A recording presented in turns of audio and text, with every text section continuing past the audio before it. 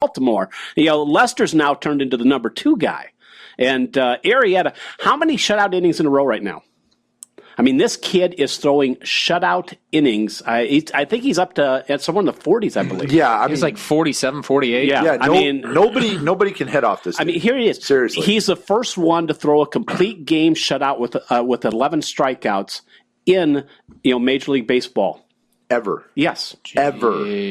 Yeah, I mean that is crazy statistically, and it is only just the beginning of this kid's career, man. I mean, I can't wait to see what Arrieta is going to turn out to be later on. But let's talk about the here and now, because tonight we got Cubs cards. We have another great the free agency acquisition that was supposed to be the ace for the Cubs is now going to be the number 1 in this Cubs card series, and that's John Lester. And the thing is John Lester is now going to be pitching against a guy he was a teammate with. The last time these two pitched together was in a World Series. That's right. Lester won 2 games, and John Lackey, who he's going up against, won the clincher. That's right. So I mean, it's going to be interesting to see these two and they are friends. See these two friends and former teammates go up against each other. Well, I can tell you, runs will come at a premium. I honestly defense is going to be big. It's going to be interesting because yes, John Lackey has an ERA under 3, and Lester has in the last month has posted an ERA under 3. But I got a feeling that I think we're going to see some runs tonight. I really do. I think we're going to see something happen tonight in a Cubs-Cardinals game that we haven't seen in years, and that is that the Cubs will be able to take some bases. Because you got to remember, Yadier Molina has a sore thumb. He was rumored not to be playing. He had the torn ligaments in that thumb. Right. So, I mean, if you don't think the Cubs, when they get on base, that they're not going to be taking a look at going to second. Oh, they proved in that Pirates game. They proved in the Pirates game that they're going to be aggressive on the base paths. For real. I mean, the very first runner, the leadoff man, goes right to second base. I mean, it was virtually on the first pitch after he gets on base. I told you, I got to give a quick shout out. We got a couple new listeners. They are big Cub fans. Some people I know, Gillian and her brother Nikki, listening to us. Hello, Cub Gillian and Nikki. There you go. Big Cub fans. So I mean, I'm sure they'll be watching the game tonight. Should be interesting. Who isn't going to be watching the game tonight? I honestly don't know. I mean, if you live anywhere near here, you're definitely watching the game. I grew up over in Illinois, and I went to school down in Central Illinois, where Central Illinois is half Cardinals, half Cubs. And a lot of the kids I went to college with, fraternity brothers and that, oh my God, I'm getting all kinds of crap because they're St. Louis Cardinal fans and this.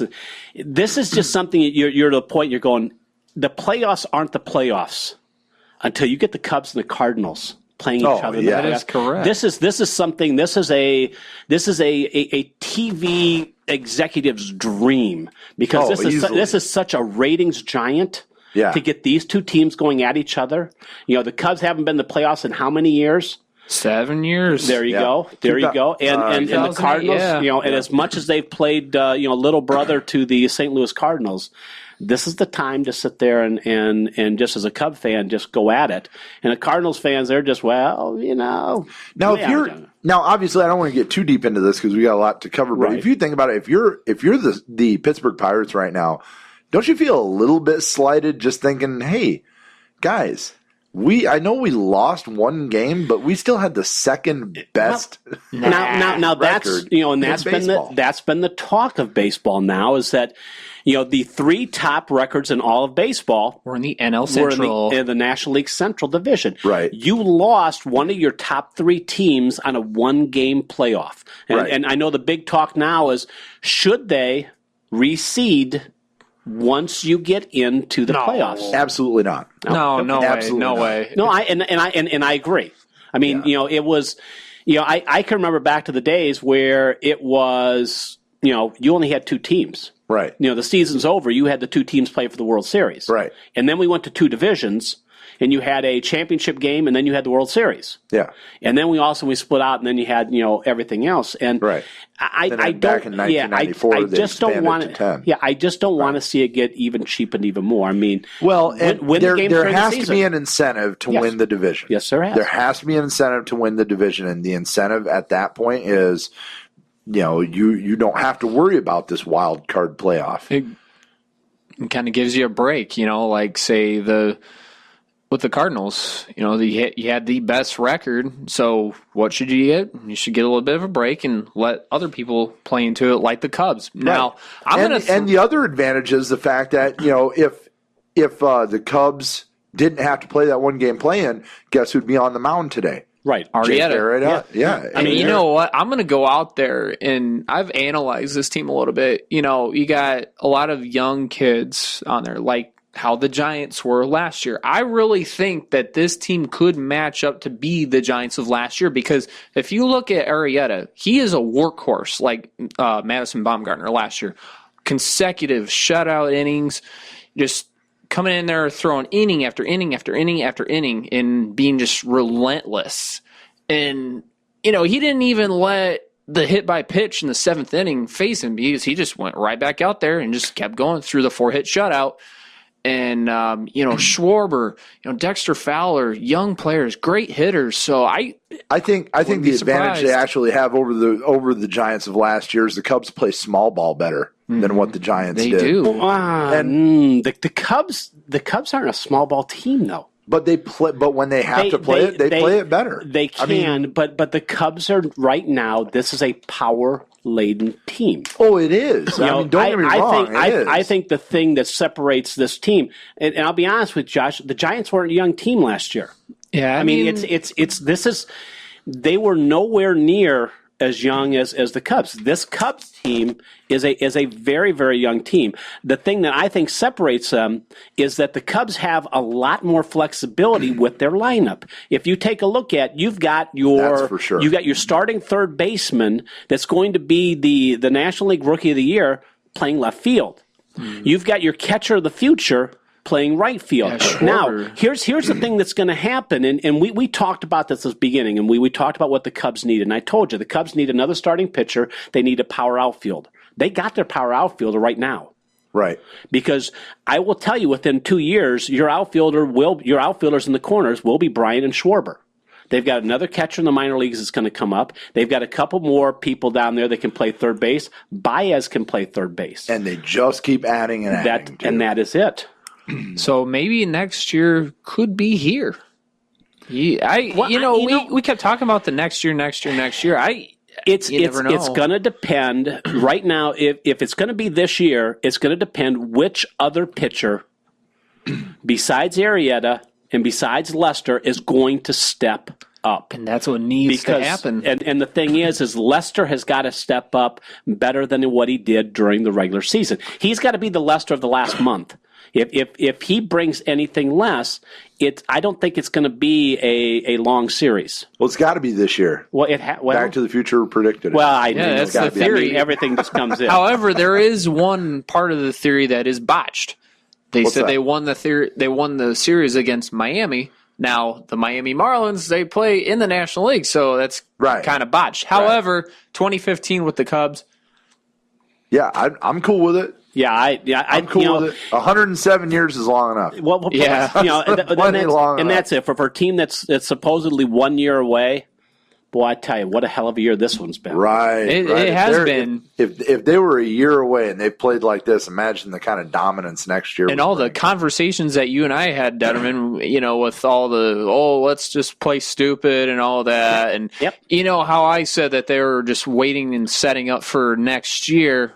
They're going to. I wish I'd have had a baseball coach like Joe Madden, because I do everything stupid. It is just so loose. I mean, when I watch Arrieta pitch that no-hitter, and the thing about it is afterwards, there are those guys in those one-piece pajamas. Remember that one-piece? Oh, I remember that. I mean, wouldn't that just be a blast to have that? I mean, to have that type of work atmosphere where you're, but hey, you know what? The hell All right, with it. everybody We're get in your jammies. everybody tonight on the way home on the flight back from L.A. Wear your to jammies. Chicago, you're going to wear one-piece jammies. I mean, seriously. I mean, Joe Madden brings a little league feel into Yes, he Major League does. Baseball. It's like, all right, everybody get in your jammies. We're driving over to Taco Bell. Well, the thing to Maybe that's what they need. But the thing is, remember, it's a game. It's supposed to be fun. Madden Right. is making it fun. Yes, Right. it's a business. Yes, they're getting paid. But in the end, it's got to be fun. And that's what he's done. And that's what's making these kids do what they're doing. And He I think gels that so good with the young kids. Yeah, and I think that is one of the reasons, one of the keys to the success. I mean, they're going about their business when they're at the plate. Don't get me wrong, but it is that atmosphere that they have brought into this clubhouse, specifically the atmosphere that Madden has brought with them. So anyhow, we've got to get to a lot more stuff. We got a ton going on. Obviously, Notre Dame Navy, Notre Dame off of a terrible loss to Clemson. And we'll have Todd Burlage a little bit later from Blue and Gold Illustrated is going to go over what Notre Dame's got to do to get back off of the schneid and take care of Navy, especially going into next week when you've got to deal with USC.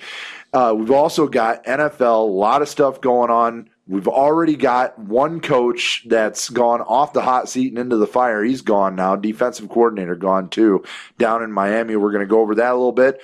We have a if you play fantasy football or if you're into fantasy football, especially the daily fantasy leagues, you definitely want to stick around. We've got some details into the insider Draftkings and FanDuel scandal, and we will go over that a little bit later on in the show. So anyhow, right now, just kind of going over, we've talked Cubs cards, just kind of touch base here a little bit on some of the other goings on, because obviously Houston, well on their way to winning Game 2. The Blue Jays. Texas just wrapped that one up. Yeah, Here's the Texas thing. Astros and Royals are now 4-4. Oh, are they? Yeah, it's 4-4 going to the top. It's going to 4-4 after 6. Well, Rangers took the 2-0 lead. They beat the Blue Jays in 14. And remember going in with the talk was how the Blue Jays were all set up to be this year's team, and they were going to be. And right now they've lost 2 at home. And Texas has been hot, ever since the pickup of Cole Hamels to their pitching staff. Everybody's just been gelling together and. You even called it too, didn't you, Steve? You said something about I told you to watch out for the Texas Rangers. I sure did. And boy, do we got to watch out for them now. I think that the teams I told you to watch out in the East or in the American League, like the Mets. I told you to watch out for the Blue Jays. I told you to watch out for Kansas City, Texas, and Houston, and I got all 4 of those right this year. One of the interesting stats I've picked up throughout the day as I was looking a lot of this stuff up. I had mentioned off air a team that wins the first 2 games in any series, whether it be 5 or 7 games. The team that wins the first 2 games, 93% of the time goes on to win the series. So right now. You're looking at the Toronto Blue Jays going, wow, you guys are suck. Well, but you know what? Trouble. It's something that can be overcome. Just ask the Red Sox. Ask the Red Sox against the Yankees. Yeah. This Texas team, it almost is like it's almost kind of like 2011 all over again. I mean, you got Josh Hamilton back. I think that's what that team needed because he brings a lot of heart to that team. I think it's more Hamilton brings you a little bit more effort, but I think it comes down to where you got Fielder and Beltre. Fielder's just had a huge year. I mean, ever since 11 ended, from 2012 on, there has been a power outage in Texas, and now it seems that they are starting to get a little bit of that critical hit, that long ball. Fielder is healthy this year. Yes, remember he missed most of last year. Right. So I mean it makes a big difference, and you throw in a pitching staff that is just they're young and they throw lights out. Yeah. And Hamels, he had himself a good outing today. He pitched 7, allowed 2 earned runs, 6 hits, and I mean, he did give up the 1 home run, but it's still solid. It wasn't the prettiest, but Cole Hamels, he's still a hell of a good pitcher. So I'd agree. Watch out for Texas. Yep, I think it's going to be a great series still. So now the only series that we haven't talked about, obviously we let off with Cubs cards. There is another series in the National League. and that is starting up tomorrow. Mets-Dodgers. Mets-Dodgers. And Syndergaard. now, that is going to be, to me, I think that series is going to be not as well watched as the other three, but that's going to be a very important series.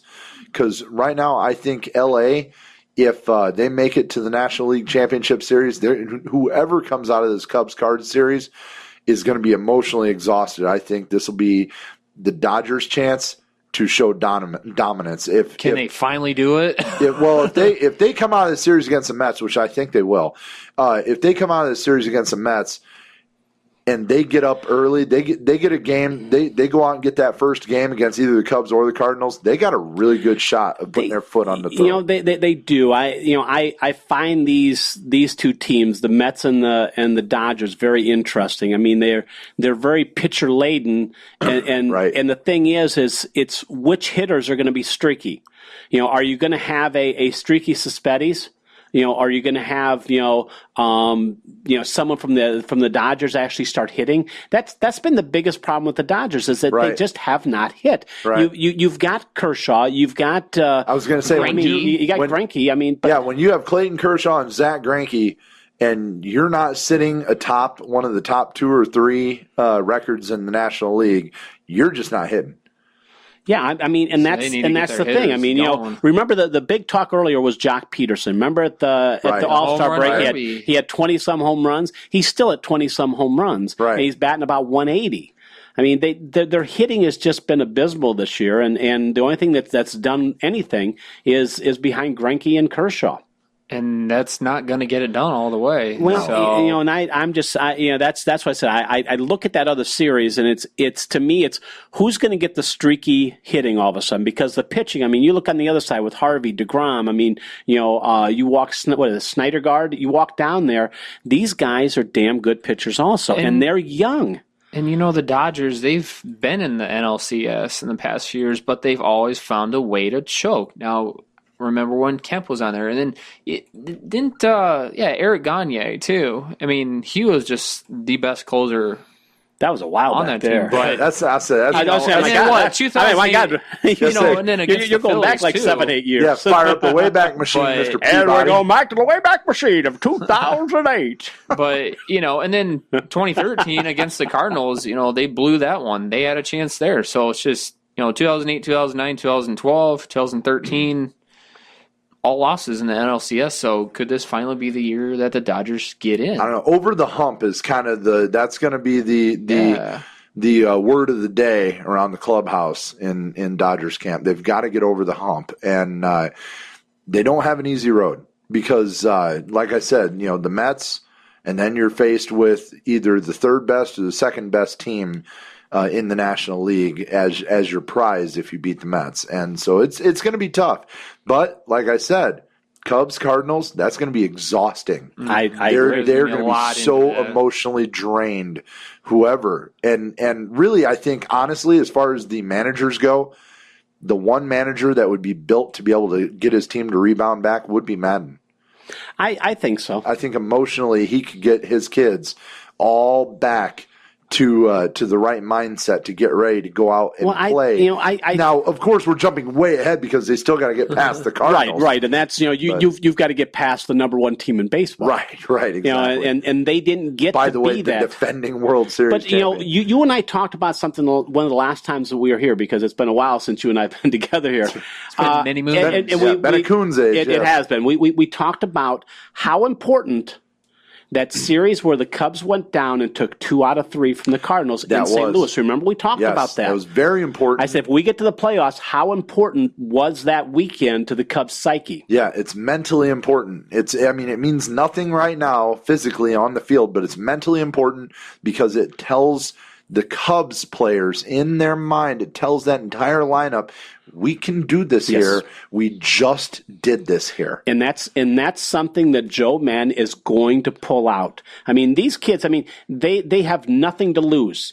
Remember, they weren't expected to be this good. They were expected to be here. They were expected to finish 4th behind the Reds. Yeah, they're playing on house money right now. Absolutely. So, the thing is, they can go in there loose. The Cardinals are the ones that I think have the pressure put on them because they have some injuries now. They've had injuries all year, and they've played well beside. But now they got a couple more. But the other thing is that all of a sudden they got to go up against an upstart team that is right in their backyard also.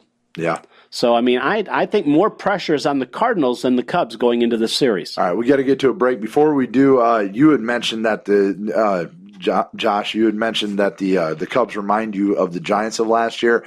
I actually think the Cubs remind me a lot of the Royals of last year is exactly what I think they remind me of. Anyhow, we will be right back. When we come back, there's 31 NFL coaches right now, but there's 32 teams, and we'll tell you why here in just a minute. You're listening to Cheap Seats on XCRS Radio. Hey guys, it's the bartender from Rock Sports Bar and Grill in downtown Mishawaka, Indiana. Football season's upon us, and there's no better place to catch the game than Rock Sports Bar and Grill. Along with the best collection of memorabilia from your favorite sports greats to all the games on our big screens, Rock's has you covered. Our menu features something for everyone. Amazing sandwiches and wraps, and the best burgers around, including the Rockstar Overdose. It's 2 half-pound patties served with bacon, cheddar cheese, piled high with french fries. Make sure you got your cardiologist on speed dial for this one. Find us on Facebook to check out our daily food and drink specials that are sure to be great for your gut and easy on your wallet. We've got you covered in between game days too. Wednesday night is trivia night where you can match wits with your buddies for great prizes. And during football season, tailgate Thursdays featuring dollar dogs, tacos, and fries. And every weekend, Rock features great acoustic music from some of Michiana's finest artists. Come see why there's no better place to get your fan fix than Rock Sports Bar and Grill, located in the Yorktown Center Building in downtown Mishawaka. For those who come to Rocks, we salute you. Hey ladies, tired of the same old story?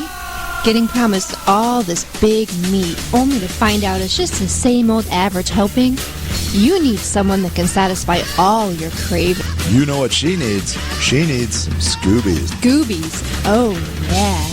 Scoobies at 223 North Main Street in downtown Mishawaka can satisfy all your cravings with freshly made subs, pasta, sandwiches, and even homemade cheesecake. Cheesecake too? I think I'm in love. And you'll be in love with the great menu that Scoobies has to offer with specialties like their very own chicken, bacon, and ranch sub. And right now, for the summertime, Michiana's best tasting Chicago dog featuring a 1/4-pound all-beef hot dog. That's more than a mouthful. And if you need something to wash down all that meat, mention you heard this advertisement on XCRS Radio and get a free drink with any purchase. Ladies, you won't be disappointed with this 7-inch. That's Scoobies, downtown Mishawaka, home of the biggest 7-inch around. Life is meant to be savored.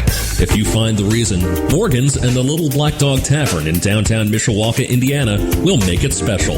From the casual European atmosphere to the high-end tavern fare, Morgan's and the Little Black Dog Tavern give you the chance to savor every day. Stop in and savor your day with your choice of a wide variety of drinks, from a classic martini to the best beers from local breweries. Savor your day on the patio, or come in and enjoy a glass of wine with some of our mouth-watering entrees. We're located in the historic Cam Brewery Stable Building in the 100 Center in downtown Mishawaka, Indiana. Call 574-807-0101 for reservations.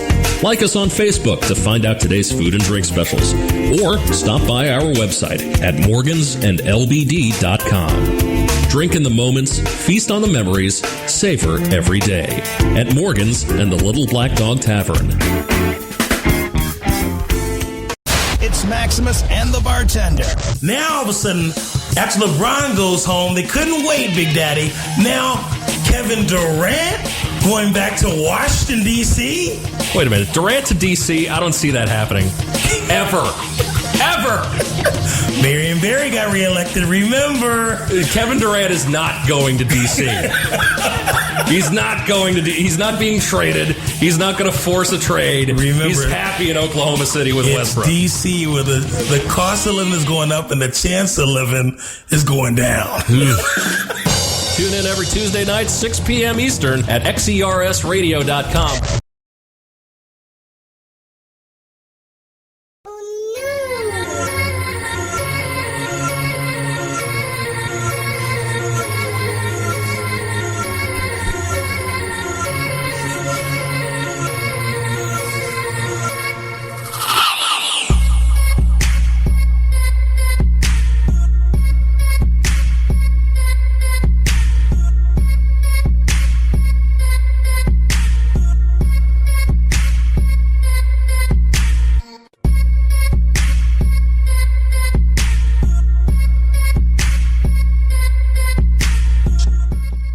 think we've let the lead music play long enough while we're just waiting for the system to unfreeze. All right.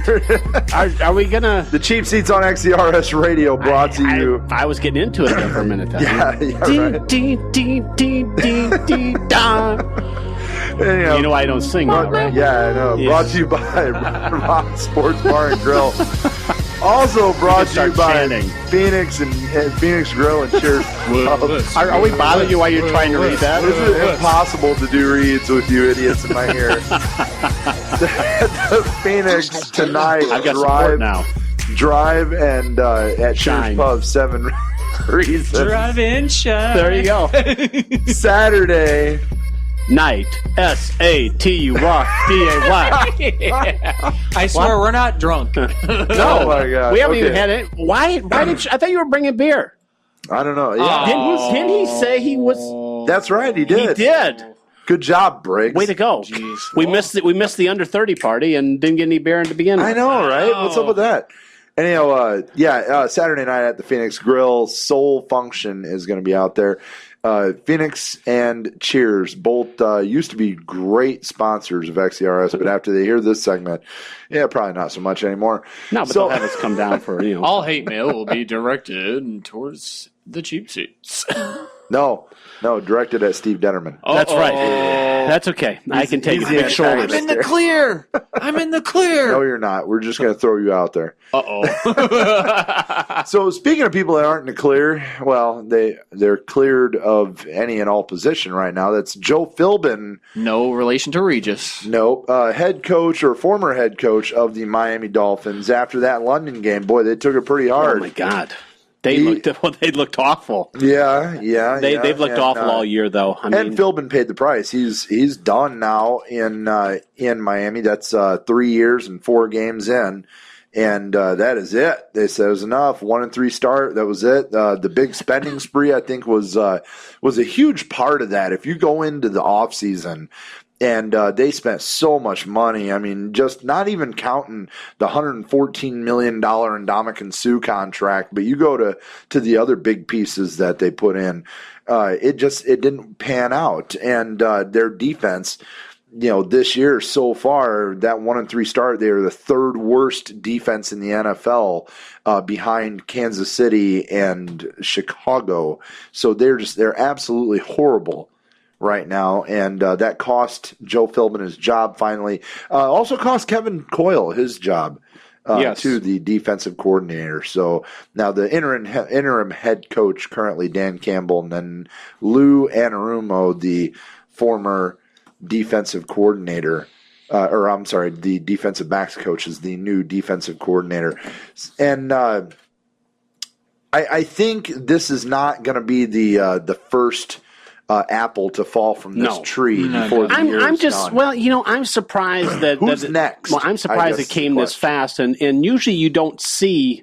I mean, really, it is a rarity to see an NFL coach fired during the season. I think the only reason why it came this fast and it came during the season. I've got a couple. Yeah, go ahead. Was because of the fact that big spending spree happened. Their defense was just so god awful, and Joe Philbin was kind of on the hot seat coming out of last year, so he started. That was it. I mean, the last 2 years he's finished 8-8, and he folded to miss the playoffs 2 years ago, right? And then this year starting out 1-3. Yeah, I mean, it's no, it's a no brainer. But why they kept him? That's where you got to take a look at that. Why was the decision to keep him? He lost the team going into the year. I mean, he lost at the end of last year. Yeah, the attitude in the locker room was just terrible. Just absolutely terrible. But the thing is, and that's what I was going to bring up to you. I mean, we're 1/4 of the way through the season. Right. What are your surprises, or what have been your pleasant surprises as far as teams that you didn't expect to be where they're at? It's really been surprising so far, 1/4 of the way through the season. I think the biggest surprise thus far for me has been Andy Dalton and the Cincinnati Bengals. How well they have played. Now, I knew that they were going to have a decent amount of firepower coming into the season, but they haven't been devoid of talent the last couple of years. They just haven't played to it. And this year, they've finally showed what all of that talent can do.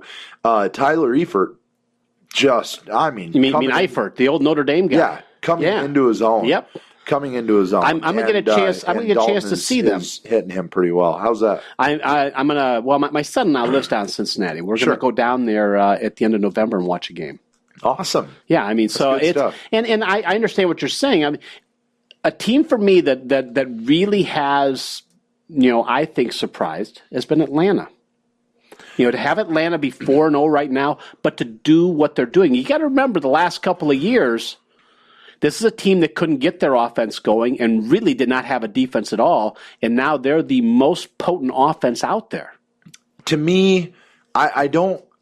Did you I don't call that a surprise. Did you expect them to be 4-0? I didn't expect them to be 4-0, but I didn't expect them to be terrible either. And the reason why I say that, at least, well, the reason why I say that is, to me, Atlanta has underachieved the last couple of years. They have had this talent. They have had talent. Ever since Matt Ryan came in there, they have not had a problem with having talent. And this year, Julio Jones, has stepped up.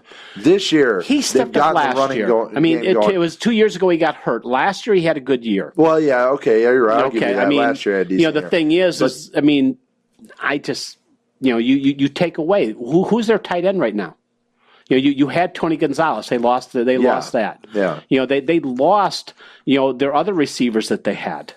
Remember they had who was the other guy? Was it Roddy White? What was the other guy? Roddy White. I mean, they lost some of those. They had Julio Jones still, but I mean, what they're doing right now, they've got a couple of young backs in the backfield. They're tremendous. They've taken a lot of pressure off of Matt Ryan by introducing a running game that's actually very effective.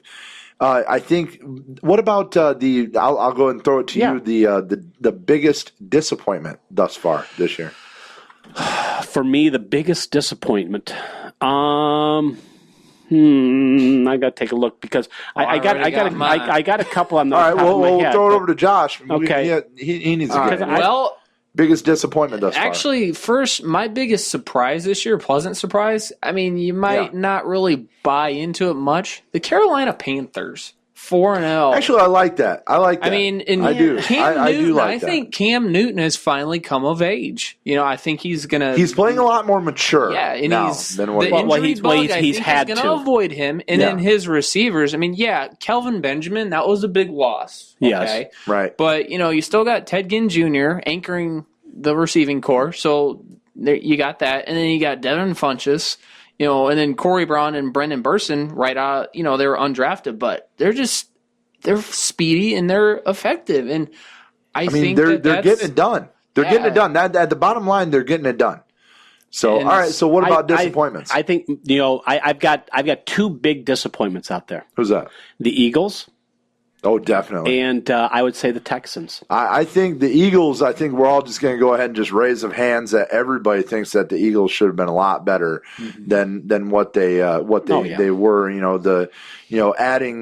Adding all the pieces that they did. I still not 100% sure if I bought into the quarterback decision there of Chip Kelly deciding to institute to go with Sam Bradford to go with the Sam Bradford for Nick Foles. Bad decision. I think the Sam Bradford project was a bad idea. But what about Sanchez? I mean, Sanchez still had plenty in the tank, though, didn't he?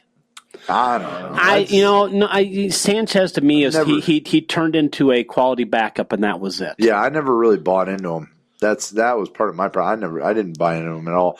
What was your other big disappointment? Texans, Houston Texans. Yeah. I mean, just as well as they had progressed from the year before to last year, and how dominant that defense was.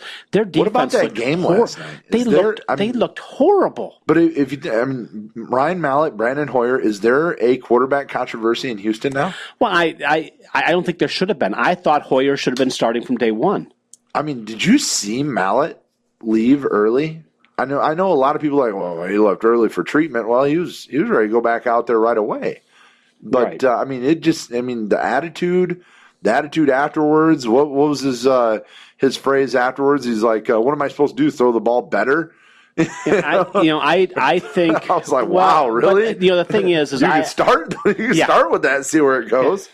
I think Hoyer should have been the number one coming into the season anyway. I mean, he leads that team. I really think he has the energy. I think he has a good arm. You saw what he did last week. After they fell down 48-0 to the Falcons. I mean, he brought it back, and then last night he played a good game. But the thing I'm more disappointed with Houston is the lack of defense. I mean, where did that defense go? Where's J.J. Watt been all year? Yeah, their pass rushing should be a lot He's been better. sleeping on all of his money. Yeah, right. But you know what? Going on what you just said out of the AFC South, even the Titans. With this great quarterback in Mariota, he's been very, very. See, good. I never buy into a first-year quarterback. But it's just though, if they could have the O-line to protect him better, because what was it? It was the second game against the Browns. He got rocked a lot. Yeah, with all the sacks and just but at the same time.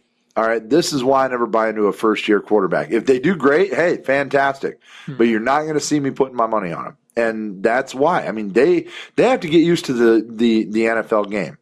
They have to get used to it. And, hey, I got news for Marcus Mariota. You're not going to find 15-yard wide-open guys in the NFL. That's not going to happen like he did at Oregon. Now, however, against the Colts, I was very, very impressed with their last-minute drive in the fourth quarter. He marched them right down the field.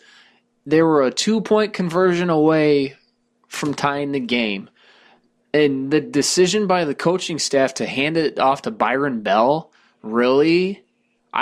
You could have done way more things. It could have been the quick little slant pass, or Mariota could have had the keep, and it would have been more effective. But Byron Bell, he looked lost out there when he was running that ball. He was spinning around. I'm like, no, dude. No, dude. I would question Ken Wisenhunt's thinking there. But then also, too, another disappointment, the Colts. They're underachieving this year, but I think it's because I think Pagano's going to be on his way out. I think their offensive line is horrible. They caught fire last night. They had one good game with that offensive line. Mm-hmm. The last 3 games prior to that, the very second – whoever it is behind, under center, whether it be Hasselbeck or Luck, the very second they drop back, cock their arm, they're running for their life. Yeah, you can't do anything. I mean, if you got Frank Gore on your team and he can't muster up 100 yards, your offensive line stinks. Yeah. Yes, and the thing is I sat there last night and I listened and read some comments from one of my cohorts here about the game last night. I said, you know what? He's right. I better take Houston instead of Indy. I'm gonna change my pick.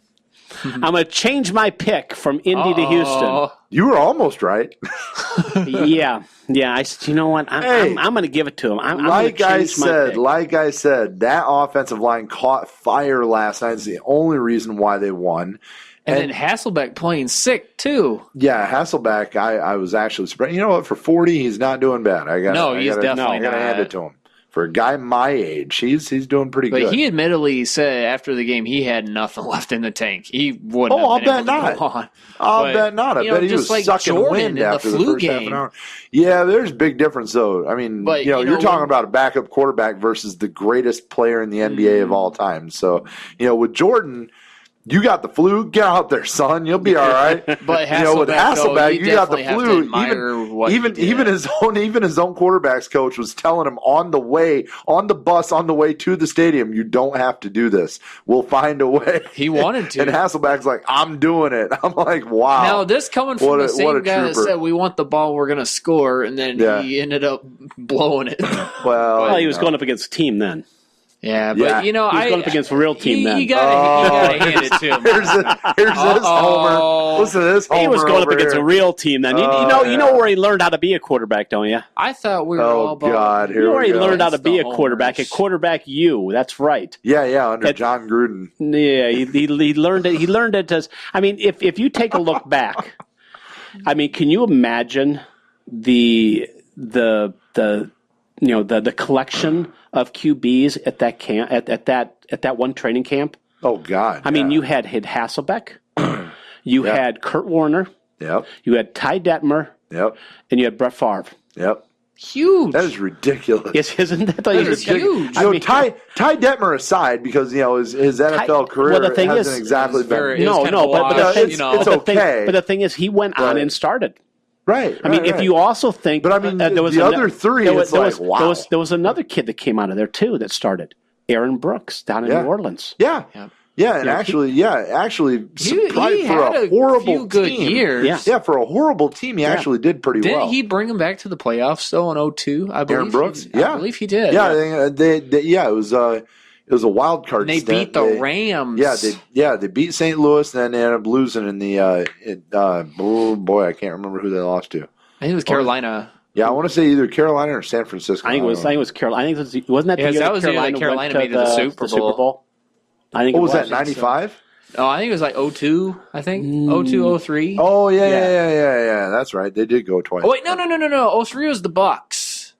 03 was the Buccaneers. So, yeah, I think they did lose to the Buccaneers. All this technology in front of us, you think somebody would just pull it up. Oops. No. That's not as much fun. Yeah, quit debating it like a bunch of meatheads. Here, why don't we actually pull that up and have that Why don't we actually talk about some games this week? But, yeah, there is quite a bit going down this week. Lot of this is separation week, I think. When you get to week 5, you've established obviously you have your inevitable 0-4 team, you have your inevitable 4-0 team on just about any given year.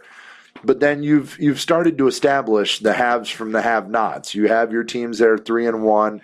You have your teams that are 1-3. You got a couple of 2-2s in there. Is this a do or die week for the Detroit Lions? They're already dead. Yeah, I think week 1 was a do or die week for them. I think they are do or die to the Packers. So you're 4 games back. Yeah, I mean, if you take a look at the rest of the best you're getting out there is 2-2.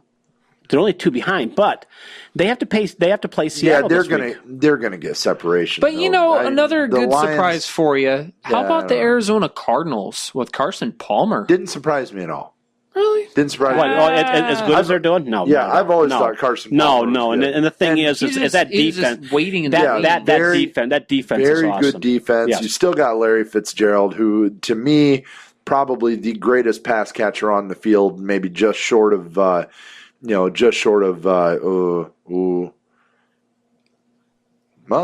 nobody now. Nobody now because your boy's hurt. So my boy's hurt. You mean Jordy Nelson? Yeah, Jordy Nelson. Yeah, I think I'd put Jordy Nelson 1, Larry Fitzgerald 2. Right now as receivers. You pit them against the Cardinals. What about Calvin Johnson? Really? Who's that? No, I mean, Could you hear me scoff? Well, I mean, no, there are. I mean, no, I like Jordy Nelson. I think Jordy Nelson's a good receiver. I think Calvin Johnson's a little on the overrated side. Now that Dez Bryant is hurt, I mean, you take him out too. Dez Bryant's another one that Dez Bryant's hot and cold. Julio Jones is good. Julio Jones is dominating. Julio Jones is good in that system. He can dominate his height, his speed. And he's got a lot of speed. If you put him in a system though where he's the only game in town, if I had Julio Jones on the Packers, once again, not the only game in town. Right. Put Julio Jones on the Browns. Let's see what he does. Hey, I mean, if he's the only game in town, you're going to double cover him all day. Let's go a little bit further down in Ohio to Cincinnati. You got A.J. Green. He is the only game in town. Look what the hell he's doing. And a Seahawks Bengals. Oh, come on. He's not the only game in town. Who the hell else do they got besides Eifert? And you're saying Eifert, and really their only game in town as far as a wide receiver is A.J. Green. I don't know. I don't know. Oh, come on, son. Let's talk about some games. Here. All right. Hey, interesting game for me. Yes. And it means nothing to anybody outside of these two football cities, but interesting game for me. Jacksonville, Tampa Bay. And the reason why I call this game interesting is because you're looking at probably the two teams, maybe Detroit aside, the two teams that'll be duking it out for the first pick in the draft. And this game may actually decide who's going to get the number 2 pick. I kid you not. Well, on two teams that are actually really trying to rebuild, Tampa Bay, obviously, with getting their quarterback this year. Jacksonville with just trying to build with a whole new young thing going. So you're actually putting Jacksonville and Tampa Bay ahead of the Bears because the Bears suck. Yeah, I think the Bears. I think the Bears are terrible. I think the Bears are terrible, but I think the Bears will win a few more games. I don't know as much as I don't think the Bears are going to win much more. No, I think we. I'd have to go with Detterman on that one. Because the idea that the Buccaneers at least have a young quarterback that can grow. Jacksonville, I don't think Jacksonville is as god-awful, and I think they're going to get better. The Bears, Cutler's hopeless. The Bears just lost. I don't know. Without Cutler, I think Chicago would have lost against Oakland. I don't know. I mean, I think Oakland gave that game away, but I think with the loss of another lineman in Chicago to a broken leg, their defense is just god-awful. You gave up on the defense. You traded away Jared Allen. You know what? They got what they needed to get for Jared Allen. What they did, they got nothing. They got absolutely nothing. They got screwed. When they brought him by, they got nothing. They got a 6th-round pick for Jared Allen, who is about 5 steps slower than he needs to be to still be effective. But still, they have nothing better than him out there. That's when you go. He's 5 or 6 steps worse than what he was, but he's still 5 or 6 steps better than what they had. I don't know. I'm not completely sold on the idea of the fact that they gave up totally on their defense. I think just John Fox is kind of retooling it on the fly. And that is to me, that's a work in progress that I think could work. Think about it. Jared Allen gone, right. John Bostic gone. They pick up Chris Brzezinski. They pick up Leroy Reynolds. They're trying to retool things. But the thing is you gave up on your secretary before the season by letting Jennings go. You really. They just let a lot of things go on that defense. They really did. The offense line, like I said, the offensive line is a patchwork. The thing that I'm not saying the Bears are a threat to make the playoffs or anything. I think they're better. I think they're better than 2 wins. Which I don't see Tampa Bay or Jacksonville being any better than 2 wins this year. I'd give them 3. Yeah, I'd give them both 3. Well, then that puts them out of the first and second. Pick of the draft. let's just take a look at this. They're playing at the Chiefs. Do you see them winning that game? I see Kansas City winning that by a field goal. Bears play at the Lions. And we know they can kick field goals. The Bears play at the Lions. You see them winning against the Lions. Yes. At Detroit, you see them beating Detroit. Yes. Okay. Yes, I do. Against the Vikings. No. At the Chargers. No. At the Rams. No. Versus the Broncos. No. Versus the Packers. No. Versus the 49ers. Depends on if they have Alshon Jeffrey. And Kaepernick, he's not as good as he was. Okay. At Washington. I see them winning that one. Okay. At the Vikings. No. At Tampa Bay. Yes. And against the Lions again. You think they're going to beat the Lions? Okay. So you're giving them 5 wins on the season. Yeah, if you take away those 2 wins that I think Detroit's going to win, then you get Detroit as the worst team in football. Because I don't see them Detroit. Well, I said Detroit aside, Jacksonville and Tampa Bay would be the worst 2. Okay. That was the whole reason. The whole point of me bringing that game up. Okay. I think that I understand that game. I look more as a game, and it's a very intriguing game because you've got a couple of young quarterbacks. You got a second-year pro over in Jacksonville. You got the number 1 pick here this year going at it. Right. And I think they're 2 teams that as god-awful as they've been, I think they're both moving forward. And I can see them both getting better. The Lions, too, I think injuries are not helping them either, all aside from bad calls to end the games, because I know that was a bad call to end the game, but Joique Bell is not playing this week, and that's pretty bad at the running back position. So, I wouldn't be surprised to see the Lions go with the worst record this year. Possibly. What do you see are the games to watch this week? Games to watch. I think Denver-Oakland is a good game to watch. I think always. I think that's going to be a very good game to watch. A lot of people are down on Oakland, but give that offense a little bit of credit. Yep. Give them a little bit of credit. David Carr is actually a very good quarterback, and I think if Michael Crabtree can get and stay healthy, he can be a big piece of that offense. He really can. I like what Oakland has done so far this year. Yeah. I really do. I was very surprised at their fold last week in Chicago, but I mean, yeah. The game I look at is New England Cowboys. New England down in Dallas. Really? Yeah. I don't like this game at all. I don't like this game at all. The Cowboys is doing a good job, baby. But the Cowboys are 0-2 with Whedon. They're 0-2 since Romo got hurt. Listen, they're 0-2 since Romo got hurt. They can't run the ball all of a sudden with that offensive line that is supposed to be so good. Right. And you give New England 2 weeks to prepare for the Cowboys. You just gave Tom Brady and Bill Belichick 2 weeks to prepare for this game. Mm-hmm. You know, on a defense you think it's going to be a blowout? I'm not going to say blowout. I think it's going to be a good, solid win for the Patriots. I think it's going to be close to what you're thinking. I don't think so. I'd give a touchdown. The Dallas defense prides itself on being able to stop the run, so I wouldn't exactly be a big fan of LeGarrette Blount or anything like that this week. But you can throw on that Cowboys D. You can throw on them very easily. Right. You know, every team that's played them, they've scored all their points by beating them deep. The other game I like is the Monday night game, Pittsburgh at San Diego. I think that's going to be a good game. The only way I think that's going to be a good game is if Michael Vick doesn't ruin it. Or what about Michael Vick is not the Atlanta Falcons. No. And he's not even the Eagles. Michael Vick. Michael Vick is not. I mean, he can't rely on his legs anymore. When he came in for Roethlisberger last week, he's not going up against a stellar defense, though, Steve. He's going up against the Chargers. It doesn't matter who you're going up against. If you chase yourself out of the pocket and you don't allow your offensive line to maintain protection on you, and then you start throwing passes downfield at people's feet, you're not going to do any good. I understand what you're saying. Stays patient. Everything else can come to him. I understand that. But he's also going up against a defense that just they don't have a propensity to stop anybody.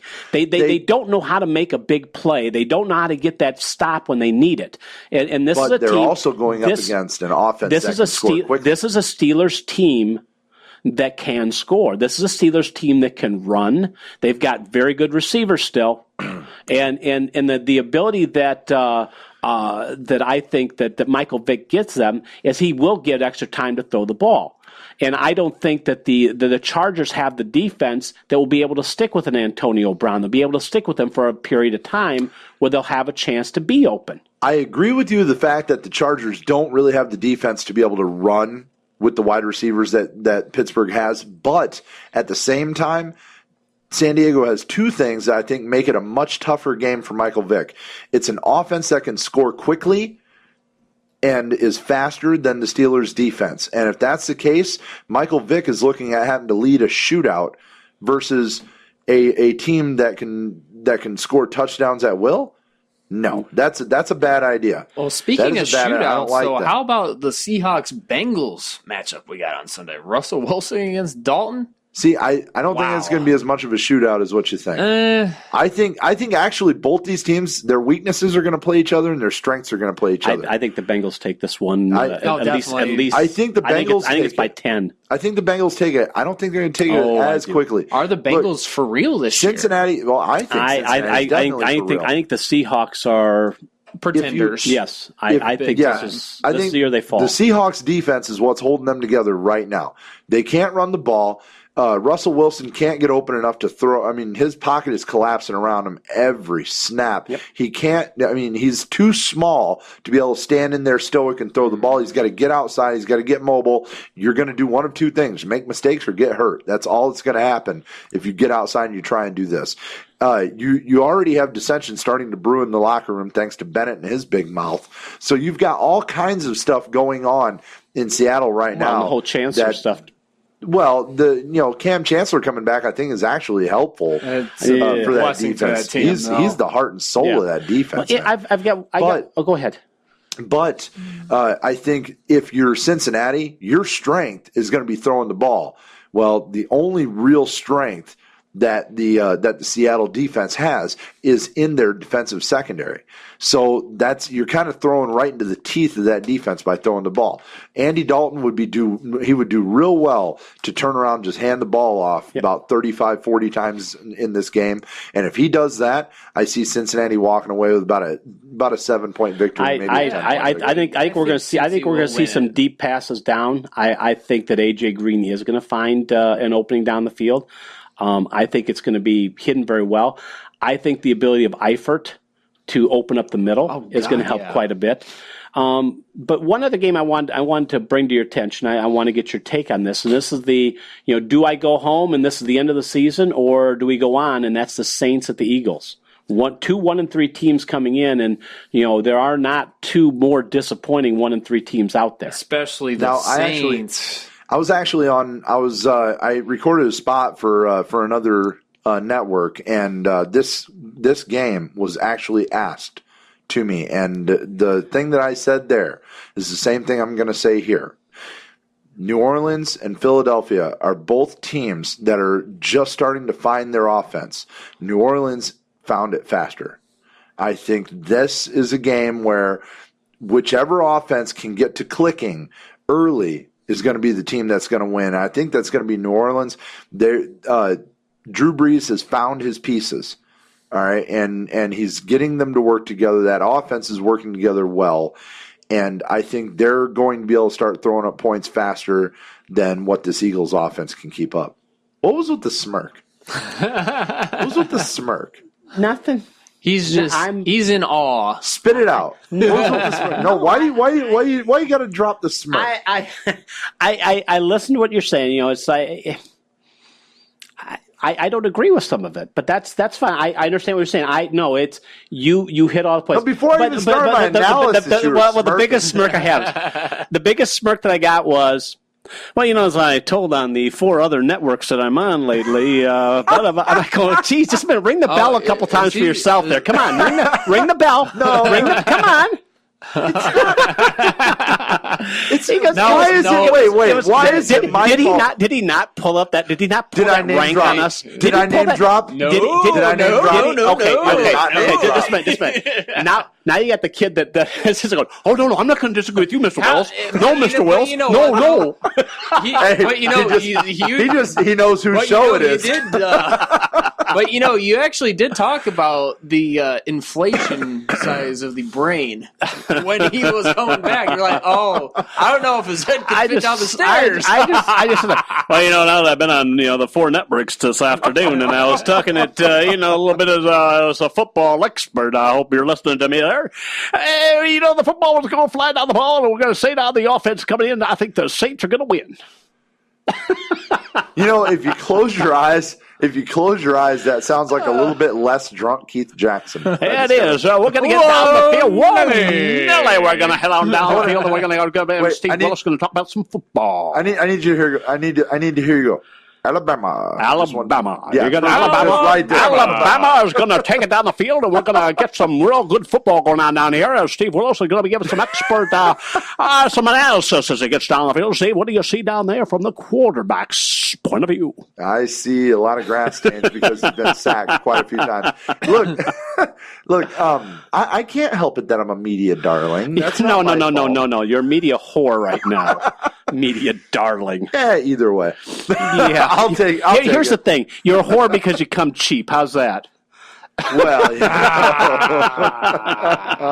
No. Well, since my God, since I can't come back, how far have we digressed? Yeah, I can't come back with anything that's fit for dropping on the airwaves. This is why we need the camera in here right now. So that being the case, so they can see. They can see. Did you hear this? Shall I turn it up? Detterman's got the itch. He's got the itching powder going on now. I just wanted to pull up. And if the FCC could hear us now and see us now. Yeah. This is Steve. This is why we will never have cameras. This is Mr. Willis earlier this afternoon.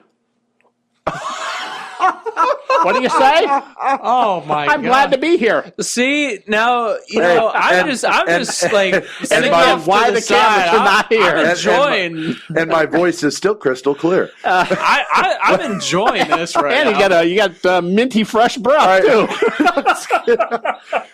Okay, it's break time. On that note, all right. When we come back,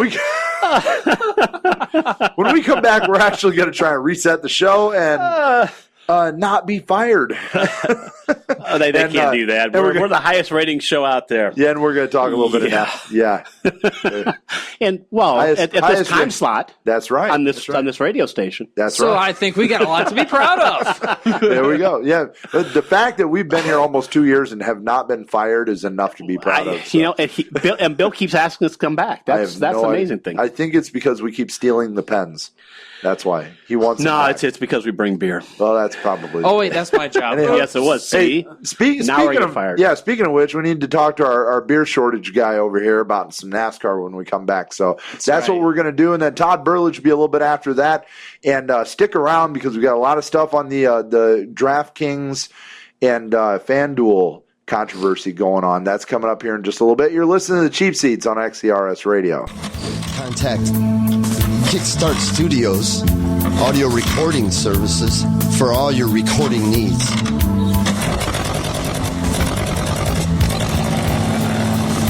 Songwriters, comedians, band demos, commercials, voiceovers, narration, sound effects, background music.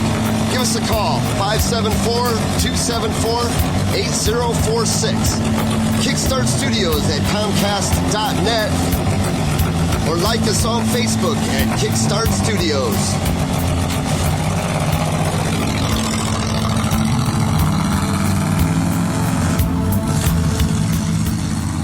Hey guys, it's the bartender for Rock Sports Bar and Grill in downtown Mishawaka, Indiana. Football season's upon us, and there's no better place to catch the game than Rock Sports Bar and Grill. Along with the best collection of memorabilia from your favorite sports greats to all the games on our big screens, Rocks has you covered. Our menu features something for everyone. Amazing sandwiches and wraps, and the best burgers around, including the Rockstar Overdose. It's 2 half-pound patties served with bacon, cheddar cheese, piled high with french fries. Make sure you got your cardiologist on speed dial for this one. Find us on Facebook to check out our daily food and drink specials that are sure to be great for your gut and easy on your wallet. We've got you covered in between game days too. Wednesday night is trivia night where you can match wits with your buddies for great prizes. And during football season, tailgate Thursdays featuring dollar dogs, tacos, and fries. And every weekend, Rock features great acoustic music from some of Michiana's finest artists. Come see why there's no better place to get your fan fix than Rock Sports Bar and Grill, located in the Yorktown Center Building in downtown Mishawaka. For those who come to Rocks, we salute you. Have you heard those two wacky guys, Chris and Ginn, on the Life is Art Also show? They share their favorite songs and their future favorites too. They have live interviews with authors, comedians, artists and musicians, and lots more. They also have a Word of the Week with Mad Dog Ho, the official lexicographer of Internet Radio. Tune in every Thursday, 6 p.m. on XERS.com.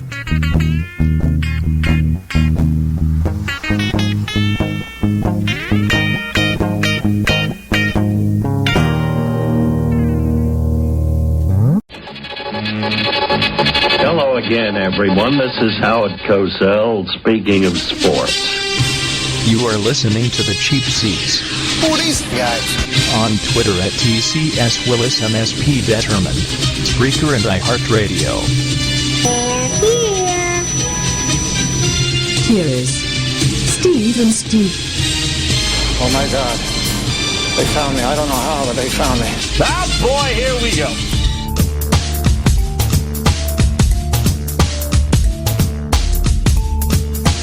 Down, boy. We are back. You're listening to Cheap Seats on XCRS Radio. I thought we were, but I guess not. The Cheap Seats brought to you by Rock Sports Bar and Grill. For those that go to Rocks, we salute you once again. I am Steve Willis, your host, co-host Steve Detterman. I am here. Your our co-host. I'm the beer man. He's the intern. Man. The intern. The intern. Right. Yes. He didn't bring But beer. I'm not as That's good right. looking as Robert De Niro, so we'll just leave it at that. So, but where's Anne Hathaway? I don't know. Sorry, but Kelsey. I just figured out who your man crush is. Anne Hathaway. Isn't that the one with Jethro? Miss Hathaway? No. That's the wrong. Oh. Yeah. You're thinking Beverly Hillbillies. Yeah. Well, I've got Josh over here. No, Anne Hathaway. Anne Hathaway, much greater than Miss Hathaway. Okay. Yes. Definitely. So, anyhow, we got to get to some NASCAR, buddy, because the chase is coming down to the wire. We are in the next round of the chase, the contender round, and big drop off in the contender round for one team, Jimmy Johnson. I couldn't believe that a $5 part cost this team the ticket to the next round. Wait, what $5 part? Well, it was a cap that goes over your axle that keeps the fluid from seeping out. Really? And apparently the cap broke and all the axle grease came out. Yeah, so right? basically, Yeah, isn't there like an AutoZone or something around the corner? So basically, I'm just all right. Jimmy Johnson basically blew his load prematurely. Wow. Okay, so there you go. Jimmy Johnson blew his load. And you said I was going to get us fired, huh? And you said it was going to be me. It's been a good show, people. But are we talking NASCAR now? Or are we talking some other type of sporting event? But basically, Jimmy Johnson, it's a family show. He's done for in the chase. Right, it's over. So, yep, 7 will have to wait another year. Okay, so for the fans that are, so the regular fans don't know about blowing loads and things like that. Exactly. All right. Exactly. Who's responsible? You might have blew your load, of course. Whose responsibility was it to get this $5 part? Well, it's just Jethro. I guess who's ever in charge of the all the parts and all the maintenance. Well, boy, that guy lost a job. Yeah, so hopefully he's not up for a new contract. But all right, so Jimmy Johnson out. Who is going to? I mean, obviously Jimmy Johnson's kind of way up there in the list of people in this contender round, or that would have been in this contender round. Who ends up kind of would have been out if Johnson would not have lost? Who is in there now? Who benefited from this? Dale Earnhardt Jr. actually, because he was in a tie with Jamie McMurray for the last spot. Now if Jimmy advanced, Jr. would have been out. However, it ended up being the tie between Jr. and McMurray. And Junior actually got around McMurray for the third place in the actual running order of the race at Dover last week, which relegated Jamie to, falling out because he had no wins to Junior's 2 this year. So, that was probably the best battle on the track all day on Sunday because, Kevin Harvick, he just flat out wore him out. Now, Kevin Harvick, he actually had to do exactly what he did on Sunday. He had to win the race. Otherwise, he would have been eliminated as well. And that could have helped a guy like Jamie McMurray advance farther. But Kevin Harvick leading 358 out of 400 laps and finally closing the deal, that's clutch. I mean, this is coming from the defending champion of the series. Right. Now, I think it's just the road to Homestead in the Final Four is going to get a little bit easier for Harvick per se, but a little bit tougher for the drivers at Joe Gibbs Racing like Matt Kenseth, Denny Hamlin, especially Kyle Busch, who's mired back deeper in the running order. He's seated 10th going in to the next round. But you know how I said Matt Kenseth was going to win the whole thing? Sure. I'm kind of starting to eat my words a little bit because if Kevin Harvick can keep the runs up that he's had in the chase and stay out of trouble, game over.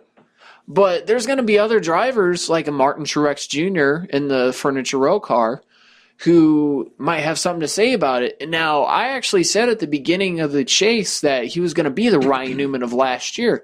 I mean, starting out the season with the 15 top 5s in a row plus the win at Pocono, I mean, that's going to – I mean, how can you go against that? So if you can have top fives in every single race in the chase, which he has done so far, third, and he also finished in fifth at Dover, there you go.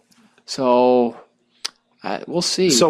So now we come to this weekend, the contender round. Where are we racing, and who are your top three that you're looking at to finish the best? Well, we start at the Charlotte Motor Speedway this weekend to kick off the contender round.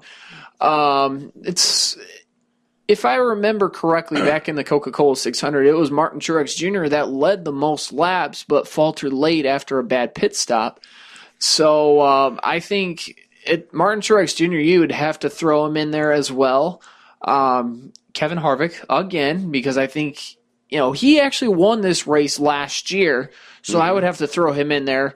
I'm going to have to put Matt Kenseth in there just for the heck of it because he is starting on the pole for tomorrow night's race. Right. And then for my fourth guy in the Fast Four, I'd have to throw in this year's Coca-Cola 600 winner, Carl Edwards, who won the race via fuel mileage, but I think Carl Edwards, he's right on the cusp of a good, successful stretch run here.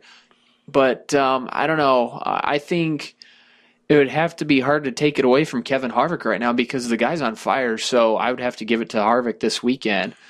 But Martin Truex Jr., I'd say he'd be right on his heels. But now, while we're on the subject of the contender round, I'm reminded of the movie Hall Pass, okay? So if you win this week at Charlotte or next week when they go to Kansas, you basically have a Hall Pass for Talladega. Now, you know how difficult Talladega is. Now, couple that with that being the last race in the contender round to advance to the Elite Eight. Wow, we're shaping up for some drama. So you remember the big fight that happened last year after Charlotte between Matt Kenseth and Brad Keselowski? Sure. Oh, we're not done seeing the bad blood yet. It's just begun to boil. But, these next two races are going to be very, very important because I wouldn't want to go to Talladega without a win. If you win and you go to Talladega, you can flip over and over and over and finish in 43rd, and you'll still be in good shape heading to the Elite Eight. So getting a win actually here at Charlotte is far more important than any of the other venues coming up in the next couple of weeks. Either this week or next week at Kansas, because after that, all bets are off going to Talladega. I mean, last year, Brad Keselowski, he won Talladega. He basically called it a shot. He was the last guy to get cut, but he won the race, and he made it. He basically said, all right, I'm going to Talladega. I'm going to win this thing. What did he do? Last lap pass on Ryan Newman to win. So what makes this week at Charlotte different from Charlotte earlier this year? Well, I mean, winning the Coca-Cola 600, that's a big thing because it's one of the crown jewel events. But now this is the playoffs, and getting a win automatically advances you to the Elite Eight. So I think getting off to a great start, getting a good top five finish will also help your cause. But I think next week after Kansas, if you are not fourth place and up, I would be sweating bullets going into Talladega. I would not want to be in your motorhome because the nerves are going to be just building because just the pressure of the moment actually makes this exactly. That's really going to be the key. It's either difference. win or go home. Yeah, it's you either win, or if you go to Talladega and you don't have a win in your column for this round, you got to basically race for your life. And if you don't win at Talladega, or if you get caught up in the big wreck at Talladega, you're done. You could be just as done as Jimmy Johnson. I mean, getting involved in the big wreck killed a lot of drivers last year. Johnson, Jr., Kyle Busch all got eliminated last year after Talladega. Now, how big is that? Yeah, that is huge. And, that's a lot of big names being out just because of one round. And I think it's going to happen this year. I mean, a lot of drivers at Talladega, they're going to be driving on edge. Their nerves are going to take over. They're going to be mentally drained. And I think you're going to have one hellacious wreck. I'm calling it right now. So But this weekend... Now we have 2 more races before we get to Talladega after this weekend. Yep. Do those other 2 tracks, Kansas and where'd you say? This week at Charlotte, and then next week at Kansas, and then that's it. Oh, okay. So just the 2. Yeah. So does Kansas carry the same kind of value as winning at Charlotte? I would say so because, some of the drivers that can run well at these tracks, like a Harvick or a Edwards or a Kenseth, you got to be licking your chops for these next 2 weeks because this is your chance to get your win. And then that way you can go to Talladega and be like, oh, well, I can flip or I can win the race. I don't care. But, I don't want to say flipping your car and causing damage, or probably or not. Risking getting hurt. But probably not first choice of action. It would make your life a lot easier heading to Talladega. And I think this is how they built this chase as successful as they have, because Talladega, that's going to dictate pretty much who's going to win this championship. If you get caught in the wreck, you're done. I mean, it helped guys like Harvick, Logano, Hamlin, guys that made it to the Final Four last year and made it a great fight at Homestead. And then Ryan Newman even, with no wins. But, this weekend's going to start out the fun. So tomorrow night, 7 o'clock on your local NBC station, catch the Bank of America 500, benefiting the Susan G. Komen Foundation for Cancer Research. So, and of course, October is breast cancer. Yes, so pink yourself and all right, Mr. Willis, warrior up. Absolutely, warrior up. Kevin Harvick, Martin Truex Jr., Matt Kenseth, and Carl Edwards will be my guys to watch in the Fast Four. So fantasy owners, take note. And that's it. All right. Sounds good, bud. And we will be right back in just a minute. Do you play fantasy sports? Do you play the daily fantasy sports like Draftkings and FanDuel? Well, on this next segment, I may change your mind as to if you want to continue doing that, or maybe not. We'll get your take on it. We'll get my take on it, and that's coming up right after this. Plus, stick around a little bit after 7:30. Todd Burlage, Notre Dame Navy. We're going to be covering all that. We're rolling right along. Cheap Seats on XERS Radio. XERS, Elkhart Internet Radio. Let me hear without a trace. Where do you go when you're looking for great food, a cold drink, and some of the best local live music? I go to the Phoenix, located on the corner of Lincoln Way and Main Street in historic downtown Mishawaka. Thursday nights, it's open jam with $2 well drinks. Friday and Saturdays, there's always live music with no cover charge. Great food, cheap drinks, excellent service. The place to be is the Phoenix.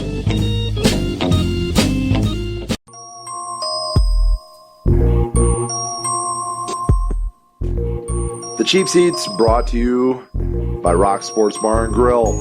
Also brought to you by the 5-Star Dive Bar. Coming up to tonight, actually, Party Mouth is at 5-Star. Attention Deficit will be there Saturday. Speaking of attention deficit, boy, that was this place around here today. What? Attention? What?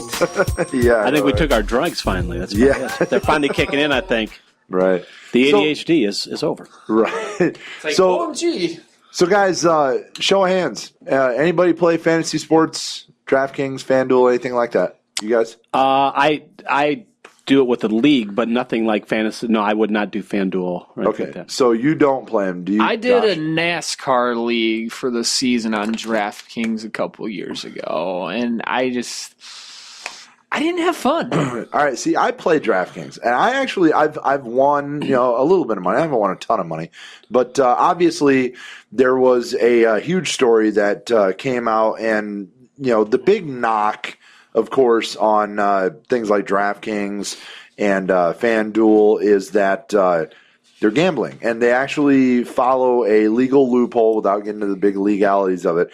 But they follow a loophole that allows gambling because it's technically considered a game of skill because you have to pick your players and all this stuff. So obviously, here this past week, a employee of Draftkings, a young man by the name of Ethan Haskell, finished second in a $1 million contest on FanDuel, which is, of course, the opposing rival website. He won $350,000. Now, that is enough to make you go, hey, wait a second.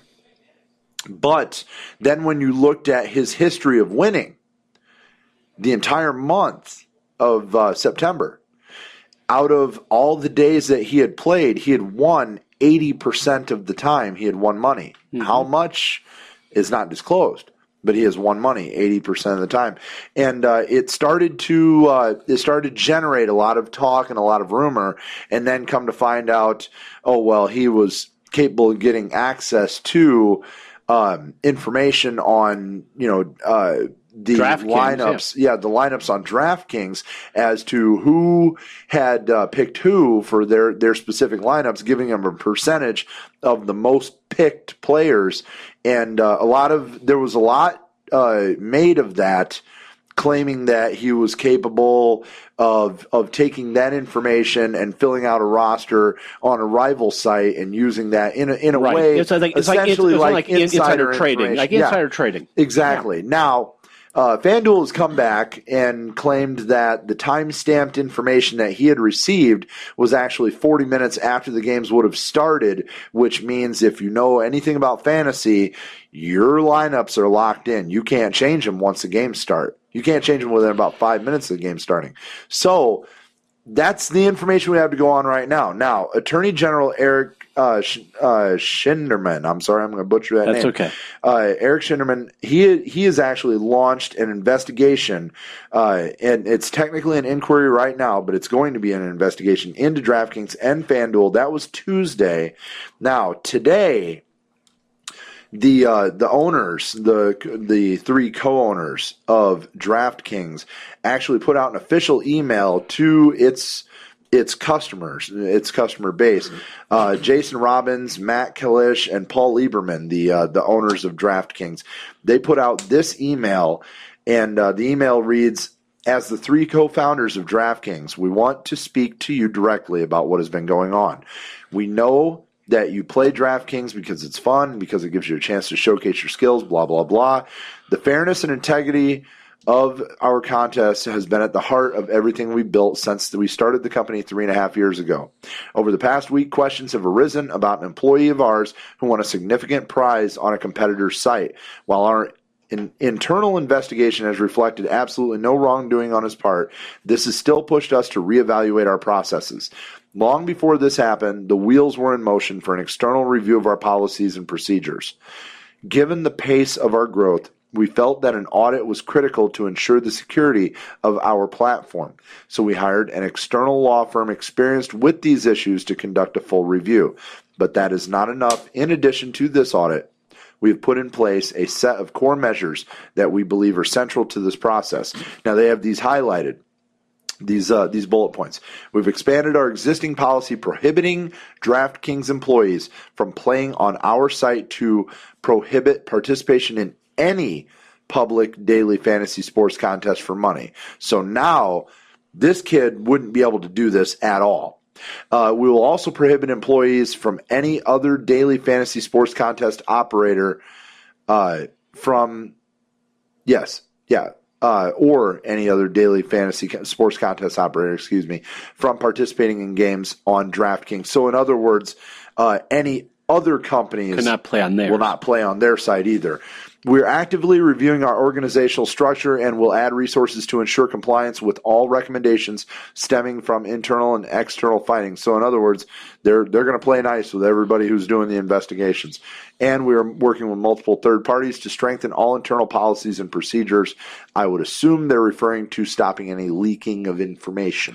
Well, and the one thing that you brought up that you said the timestamp. Right. Yes, it may have been a timestamp, but you take a look at how long this kid may have been employed with them.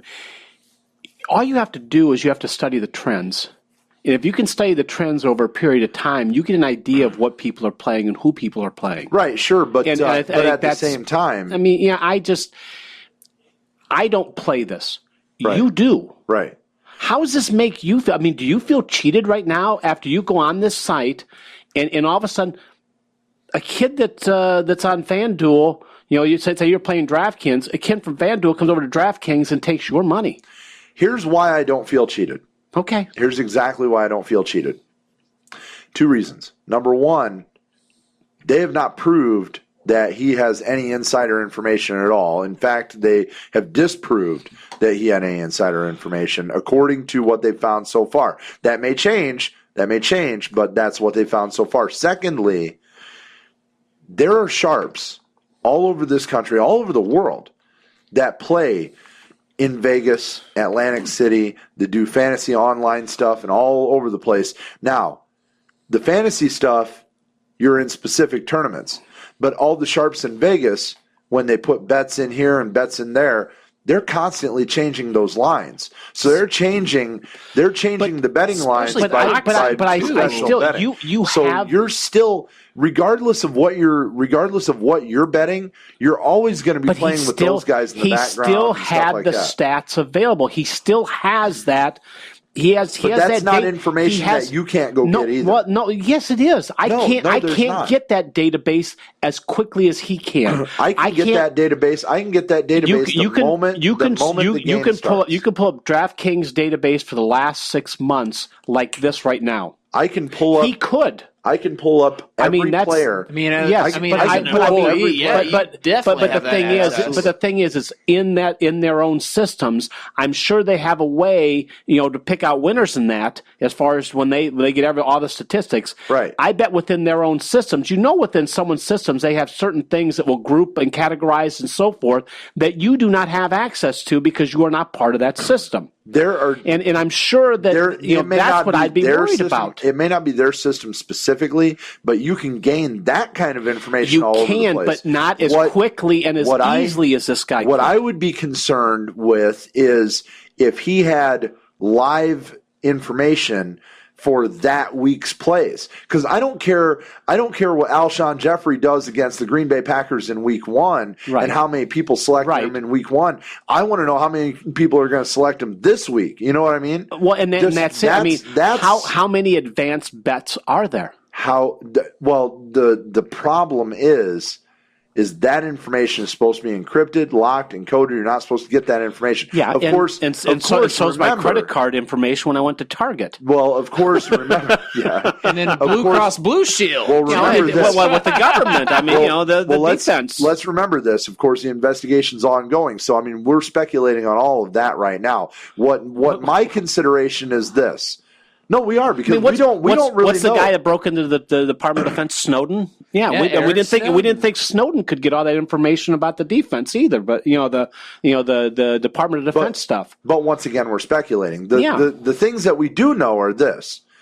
This kind of system, DraftKings, FanDuel, they've been around for about 3.5, going on 4 years now, and they are multi-billion-dollar companies. Yes. So their initial reaction, first thing they want to do, they want to get it right out in front of this. 2 reasons. Why? Number one, they don't want to start losing sponsors and investors and all this stuff all over the place. Like we were talking before the show, Major League Baseball, the NFL, the NBA, NHL, they are starting to kind of push away from these right now, just saying, hey, we're going to keep you at arm's length. We're not going to totally get rid of you yet. We're going to keep you at arm's length. You're seeing fewer commercials all over the place and stuff like that. So there is a little bit of a pushback right now from the potential and the current sponsors. There's also the thought of government regulation. This is unregulated. Right? Yes, there is no regulation whatsoever. It's a free for all almost. It is, but at the same time, this is all the more reason for them to try and get out in front of it because let's all face it, there's probably going to be some kind of regulation coming down after all this is said and done. What's this kid's name again? Huh? What was this kid's name again? The young man? Yeah. I pull open my notes. Should Facebook him. But this is. I'd be like, hey, dude, I want to do a commercial for FanDuel. Yeah. Hi, my name's Steve Willis. I invested only $30 and I won over $2 million on FanDuel. The kid's name is Ethan Haskell. I'm Ethan Haskell. I only put in $30 and I won $2 million on DraftKings. I won $350,000. I work at FanDuel, but I went to DraftKings and won $350,000. Now, like I said, I watch those commercials all the time. I see these guys and go, I won a lot of money. Nice. And you put up there, he's won $300. And he goes, I won a little bit of money. $2.5 million. What the hell? These guys I'm from Three Rivers, and I won $310 million on DraftKings. Now one of the but somebody from Powerball. Was it? Yeah, that was a Powerball. Yeah. Oh yeah. So anyhow, the thing that they are doing, though, trying to get out in front of this, obviously, number one, it's a PR move, right. And it's to please everybody involved, investors, fans. It's trying to calm the storm down a little bit. They are. They're trying to control the narrative of this, and kudos to them because they have everything at stake here. You know, if the government gets involved with this, I mean, well, just think if Roger Goodell was in charge. Oh God! Lord help us all. Boy, they'd be in trouble. Somebody would have gotten a 3-game suspension already. No. We'll just talk to them about DraftKings, you're fired. But look, there are so many different tentacles to this that haven't even come out yet. We don't know what the government investigation is going to be. We don't know what their internal audit's going to look like. We don't know any of this other stuff, and there's still. Like I said, there's eventually going to be some sort of regulation to this. That is for sure. But I do want to take a fan poll on this. If you have ever played in any of these fantasy sports, at Twitter, at TCS Willis, at SP Dennerman, at JBriggsy14, tweet one of us. Have you ever played any of these? And if so, will you continue or will you not ever play them? If you haven't, just curious. No reasons, not scientific, anything like that. Just kind of curious. But this is I think it sets an interesting precedent for the way this is going to go down in the future. And what you're saying, though, this is not going to change how you feel about it. It's not going to change you playing. For me, no. And the reason why I say that is millions of people play the stock market. Okay, yep. Millions of people invest their money in stocks and bonds, and there's insider trading, real insider trading going on all the time. And you're talking about investing, tens of thousands of dollars in your future and stuff like that. I'm talking $25 a week. I'm talking about beer money. You spend $25 on beer? I buy cheap beer. Good God! I buy cheap beer and I drink a lot of it. Yeah. Anyhow, no, I don't spend that. Good God, that's like a month maybe for me. Drink a lot of beer. I'm 5 times your size. What do you want? Well, besides that, anyhow, no. I mean, we're not talking investing in hundreds and thousands. I mean, if I was chunking down $1,000 a week, I may very well be considering other options or just not doing it at all. But a couple of bucks here and there, especially considering I pretty much won all my money back every week. Do you see any? It doesn't change. Do you see any potential lawsuits out of this for people that may be investing thousands of dollars in this weekly? Because there is no regulation and nobody has technically committed a crime, I don't really see how anybody could. But that's for people. Right. That's obviously a question for people that know a whole lot more about stuff like this than I do. Right. So. Internally, I'm sure somebody probably is going to be the whistleblower. So. I am very sure that once this investigation comes out and all of this information comes out, there will be changes. Already there are wholesale changes in the way that DraftKings and FanDuel go about their own company individuals doing this. And of course, the questions will arise. Well, they could just have somebody in their mom's name or in their sister's name go in with the same information and do whatever. That's true. You're never going to stop stuff like that. All right, there's nothing you can do to stop stuff like that. I don't care how heavily regulated gambling is in Las Vegas. Card counters still walk into casinos. You still have sharps that hang out at the sportsbook desk. I don't care how regulated it is. You're not going to stop everything. But by doing this, they're actually putting forth a good faith effort to say, look, we are going to try and stop this particular problem. And anything else that arises out of the audit, we're going to see where it goes. Anyhow, we will be following the story, and believe me, you will be getting updates on this as the stuff happens. Just stay tuned to the Facebook page or Twitter, and you'll get that information. We are going to hit a break. When we come back, hopefully we still get him. Todd Burlage going to be talking Notre Dame Navy, and we will be wrapping things up right here. And I haven't even given you my best impression yet. That's coming. No, we've got your best impression. No. That's coming. You're listening to Cheap Seats, XERS Radio. Contact Kickstart Studios, audio recording services for all your recording needs.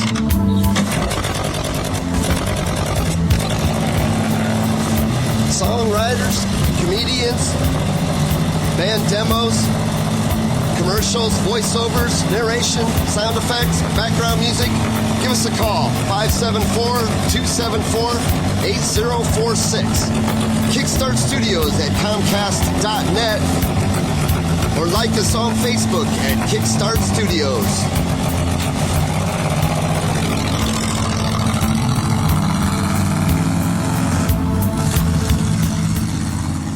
Hey ladies, tired of the same old story?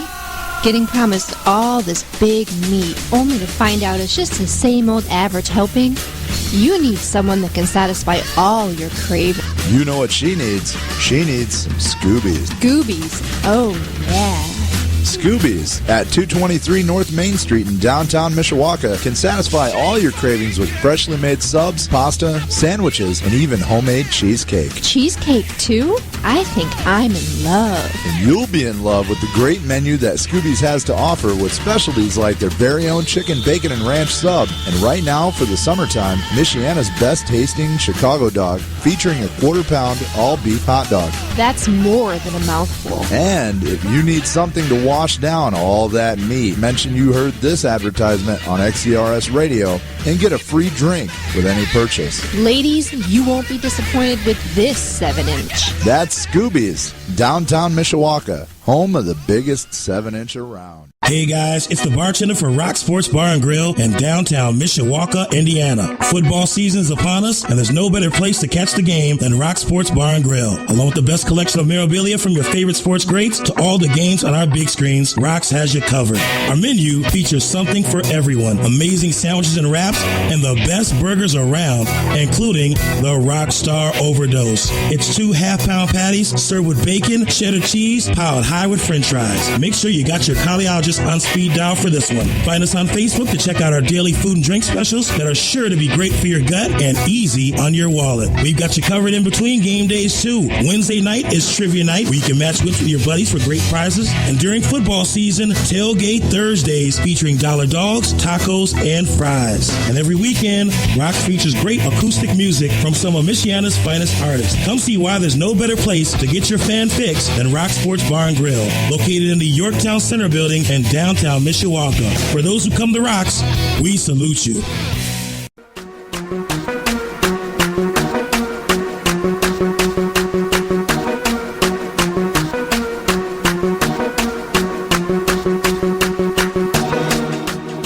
And we are back. The Cheap Seats on XERS Radio. You got Steve Willis, Steve Detterman, Josh Briggs, and now Todd Burlage in with us on the hotline. What up, Todd? Not too much. Watching the Cubbies here, in a good mood. Having a couple beers. Drop the kids at the Penn game. All is good. Should be a fun game tomorrow for sure. It's going to be interesting, beautiful weather. An honorary opponent for the Irish. Should be a lot of fun. That's it's actually a game that I'm interested in just because of the fact that it's not too often that Notre Dame gets to see two triple option teams in the same year, and it was actually the very first question I had thought of when I wanted to plan out what I was going to ask you. Is there an inherent advantage to the fact that Notre Dame's defense got a crack at a triple option team already earlier this year going into this Navy game? I think it's a wash, Steve. I really do, and it's kind of come out during the coaches' press conferences this week. Yes, Notre Dame had a chance to play Georgia Tech. Very obviously, being that Paul Johnson designed it, and whatnot as the head coach at Georgia Tech, and he's the one that sort of set the stage there at Navy as well. Certainly, there is an advantage to playing two, but down in Navy, they're saying, you know what? Well, we had a chance to also watch tape and see maybe some gaps that Notre Dame left defensively in trying to defend Georgia Tech. But certainly, I think it will help Notre Dame. I think it helps Notre Dame a little bit more for obvious reasons. I don't know that you can pick apart. Maybe it just does what it does. But certainly seeing one and doing a great job against it helps build confidence.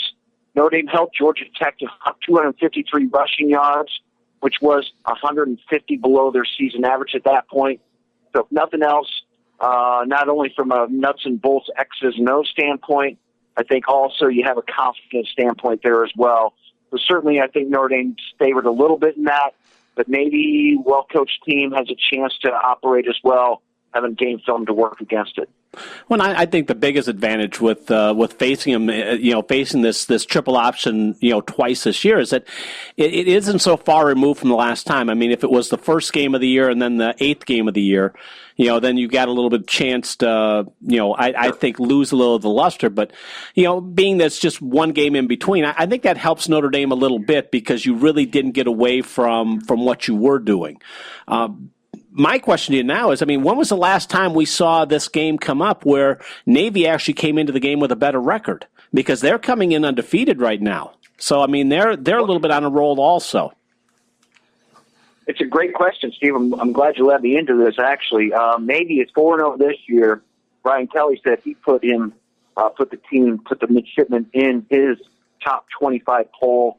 They're just barely on the outside looking in. But this is a team that also won its last 4 games last year. So it's a team coming in on an 8-game winning streak. Let me take it a step further.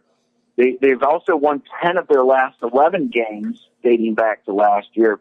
That only loss is the 49-39 loss to Notre Dame last season on November 1st. So, yeah, you're exactly right. So you can do all the prep you want, but this is a great Navy team. And it's the first time, gentlemen, since 1957, other than the season opener when they played in Dublin, Ireland. It's the first time since this is just kind of a irrelevant nugget, but I thought it was kind of cool, so I'm going to bring it up anyways. Since 1957 that these two teams have met with only 1 loss or 0 losses between them. So I thought that was kind of interesting. So, yeah, you're talking about kind of a marquee matchup, frankly. You have 4-1 Notre Dame versus 4-0 Navy. It's the first time since 57 that you can combine the two records and only have 1 loss. So that's pretty interesting to me. It's a super dangerous Navy team. I think it's better than the Georgia Tech team, frankly. So it's going to be a hell of a game. Well, and the thing about it is that, this is such a big game for Navy. They win and they go 5-0 and they got to win over Notre Dame. And just on the opposite side, Notre Dame's coming off that really, the tough, heartbreaking loss against Clemson. And you've got two teams. Normally we had the Notre Dame Navy game come in where, Navy's just playing for pride and they want to show up and play good. They're on the cusp of a good season. And a win over Notre Dame, and they're definitely in the top 25, and they're on their way to a very, very good season.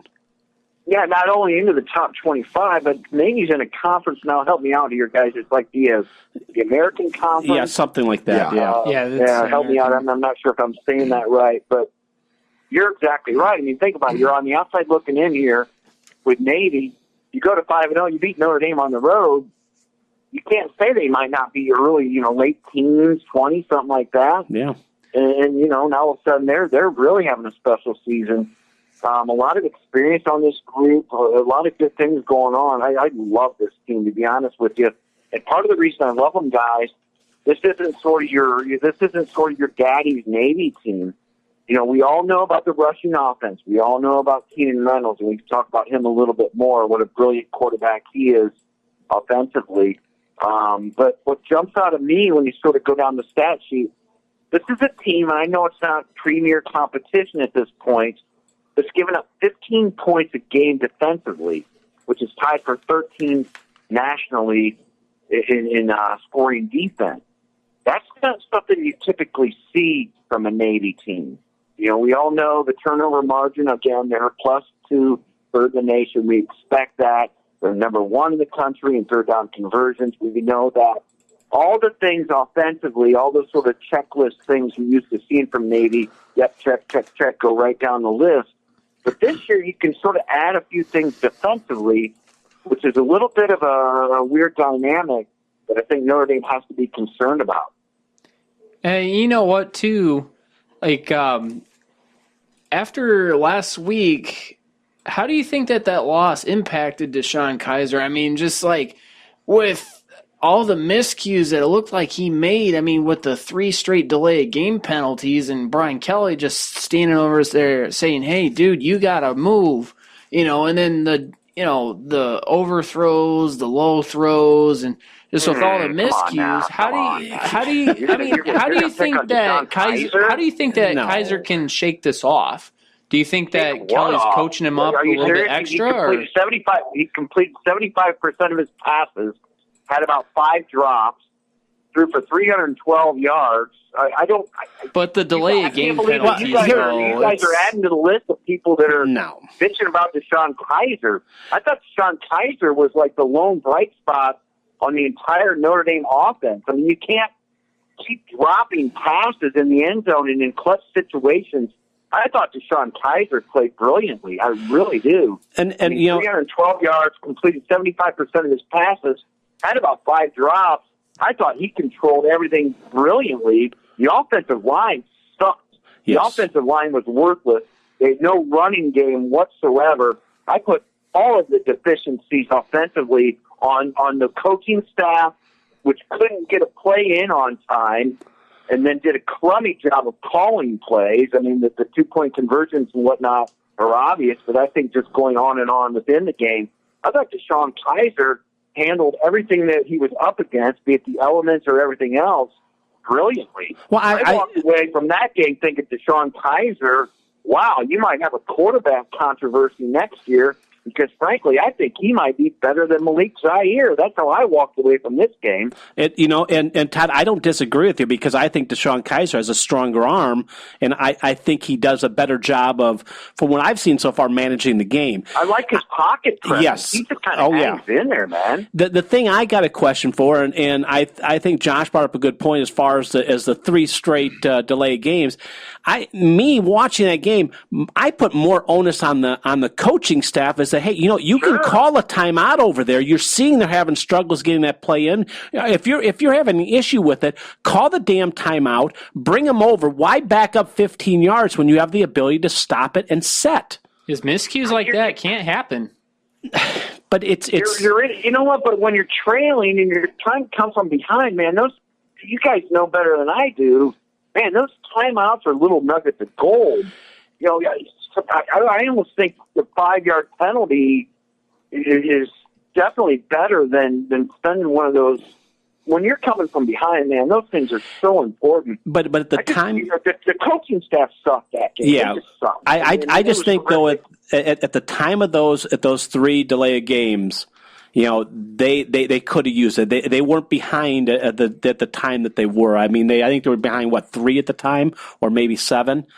But between that and getting away from that, is this a game where we're going to see Procise come back? I mean, make a rebound from hey, every week he'd been getting better. Every week he'd been getting better than last week. Also, he took that step back. Are we going to see a return to CJ Procise? I mean, what have you seen this week going in? Is he ready to come back and break out again? Well, it's the same old story with Notre Dame. You never know. I mean, it's a flipping grab bag. I mean, what are we going to get this week?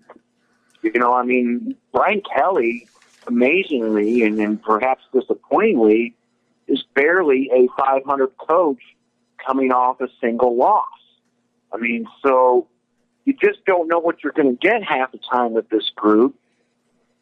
They have to start winning games like the Clemson game. Oh, yeah, they do. And I know there's been a big stat, and I've talked about it a trillion times. That's 5 straight road games against the ranked team that Brian Kelly has lost. He's only won 3 in his entire career here. I actually spent working my column for Blue and Gold Illustrated this week trying to figure out what his marquee wins really are. And frankly, the list is pretty short. It's hard to find. I suppose Oklahoma as a 12-point underdog during the 12-point underdog during the national title run season there, or appearance season, that would be the one. But there just never seems to be any rhyme or reason. But you have to start establishing yourself as an elite program if you're going to talk the talk, like Notre Dame should talk the talk this year with 19 returning starters and everything else, and a very, very, very favorable schedule. Hell, the way it looks, there are only 2 tough games on this schedule this year, and it would be Clemson 1 and Stanford 2 to end the season. And I'm not trying to undersell Navy this weekend or anybody else, USC, although USC got thumped last night. I guess my point is start winning these games. I mean, we're all tired of high expectations and then an 8-5 season. And frankly, I'm not sure we may be heading that direction again. I sit here and watch NFL on Sundays, and I see Notre Dame players that hardly even flip and play popping up on NFL rosters and even on the playing field. I'm like, wow, really? I don't know. I'm kind of frustrated. I'm frustrated with the Clemson. It was just a disappointing performance. And then you fall behind 14-0, so your team's not prepared. They're not fired up. They're not ready to go. Hell, they were down 14-0 in that game against Clemson before I even finished my first damn beer. I was gonna say that. Did you even have a beer done by the time they got down 14-0? Yeah, I didn't. At least give me a second to get settled in here in my chair and get whatever, my shots and my beer ready to go. No, 14-0. So then it's an uphill battle. So they managed to survive some of that. The defense improves and plays very well. But then they turn the ball over 4 times in the second half. I mean, it was a sloppy bunch of you-know-what. So I guess I know I'm ranting a little bit, but I'm just frustrated with the same old storyline for Notre Dame. And it just goes on and on. Yeah, it was rough. I do want to look forward though, real quick, to beyond, and not trying to overlook the Navy game, but you had actually brought it up, the USC loss last night to Washington. How much does that take away from Notre Dame's schedule going forward? I mean, obviously you just said that the 2 big games on their schedule you think may have been Clemson and then now just Stanford. We were talking, 3-4 weeks ago that this was going to be the meat of the schedule, and now post the loss to Clemson, you have the Navy game right in front of us, and now you're looking at a USC team who they don't quite look as good as advertised now, going just a week removed from that game. What are we looking at this schedule now, and is this going to be a problem as we start talking about the playoff committee? Playoffs. Why did I know that was coming? Word. Let's not even use that word, frankly. I mean, let's not go there. Once Notre Dame lost to Clemson, that was their only hope of making the playoffs.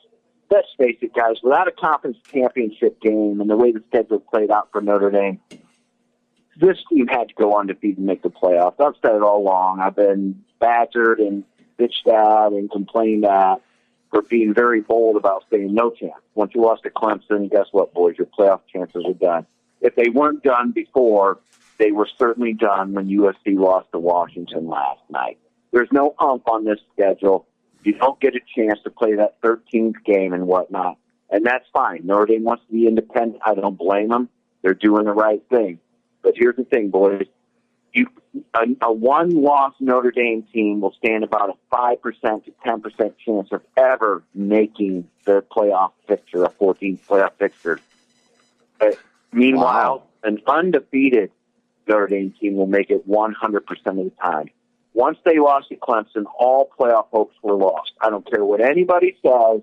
They can spell it out, spew it out however they want, but there was no chance in hell once Notre Dame lost to Clemson that they were going to make it to the playoffs. There's just not enough on this schedule this year. That's not necessarily the fault of Notre Dame. I think their scheduling intent is very good, and I think they do a great job of keeping all Power 5 teams doing what they can. None of those sort of Division II teams on this schedule. You know what? But when Texas sucks and Georgia Tech ends up 2-3 at this point, I mean, what was it? I don't have it in front of me, but their first 4 opponents that they play, their first 4 wins, those that they have a combined 5 wins. They're like 5-13. Right. So that does you no good. And now USC's dropping off. Stanford's going to be a force. Stanford is absolutely going to be a force. But you know what? That's the only thing left. You know, I think USC will probably be unranked, maybe floating around top 25 next week when they play them. There's just nothing here for Notre Dame to hang their hat on as making any kind of case for a playoff team. And I've said that all along, and I will stand by it. I wish I didn't have to say it, but anybody that thinks Notre Dame, if it runs the table as a playoff team, is crazy, because the resume won't hold up to these teams that get a chance to play in a conference championship game. Notre Dame will be long forgotten the week after, when the week after everybody else is playing in conference championship games. Wow, that is a bad outcome for what started out to look like such a promising season. Well, how many times have we said that? How many times have we, let's start out, but this year's disappointment came earlier than last year's disappointment. Right. Where That's they lost very to true. Florida State. That's very true. Hell, at least they were 6 games in last year. This year they're 4 games in. I mean, it's the same old tale. It's the same old damn story. Start winning these games you're supposed to win. You have 19 flipping returning starters. Let's go. Let's get this done. I don't want to hear about injuries. I don't want to hear about BS. Don't fall down 14-0 2 minutes into this game and turn the ball over 4 times. I don't give a shit about the rain. I don't care about any of it.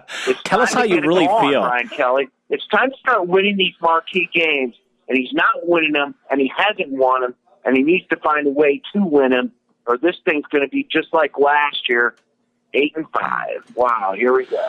Man, not just an analyst, but I tell he you, he is a blue and gold tell it like fan. it is. He is No, I'm not. No, sir. I actually, that's about the biggest insult you could throw at me. I am not a blue and gold bleeding fan. You're not. I'm a realist, and I will never. And don't ever say that again, my friend. Really? I am a Notre Dame realist. I'm one of the few out here that actually says it how it needs to be said. Oh. I don't. You know what? Frankly, I get paid the same whether they win or lose. And I am not a Notre Dame fan. I cover Notre Dame for a living. It's what I do. So he is not a homer. Okay, well, now I take that back. Spoken like a true analyst. I will tell you that. I feel your pain, Todd. I'm right there with you. That's the lowest. That's about as below the belt as you can get. Anybody that calls me a Notre Dame fan, I absolutely have that. Oh, well, then I guess I just essentially kicked you in the nuts. Then, all right. Well, then you owe me. You owe me next time. Next time we talk about the Chiefs. Nut shot. Right. Yeah. Absolutely. All right. So let's go ahead and get your final score this weekend. I think Notre Dame bounces back. I mean, the offensive line has to be embarrassed after what they did after the crummy performance. I mean, I'm just frustrated with that unit of all units. I mean, this was a group that really, in the weather elements against Clemson, had a chance to establish itself, really get a running game going, and they just, between the penalties, 3.6 yards a carry with C.J. Prosise behind you. C.J. Prosise gets 50 yards. I mean, the offensive line was such a disappointment. I think these guys, this experienced and veteran group, will pull it together and outman Navy, but you know what? It's Navy, so it's going to be a hell of a game, guys. I like Notre Dame 31-27. I think it's going to be a heck of a ball game. I like that score. I like Notre Dame getting off the schneid against Navy too. I do. So, all right, Todd. Well, hate to offend you and run, but we got to get on out of here. Oh, offend me anytime, man. Thanks, guys. I always appreciate the time. Enjoy the game. Thank you, Todd. All right, see you, Todd. I see you, boys. All right, Todd Burlidge with us. What are you looking at me for? You kicked him below the belt there. It's not my fault. Yeah, it is. It Well, really yeah, is. okay, it is my fault. 38-24 Notre Dame. That's what you got. What do you think? 41-27 Notre Dame. I think they get off the schneid a little bit bigger, 31-13, than what Todd does. I don't have quite as much faith in the offense as what you do. Yeah, it's going to be. I think the offense it will is be gonna a shootout I like think it always they're is. gonna bounce. I think they're going to bounce back, but I think they're going to shut it down once they got it. 38-24. So. I think Navy's going to score some points. There we go. I'll give Navy 27. That's more than me. So yeah, that's a lot. I'm a generous fellow. Yeah, that's what I understand. I guess.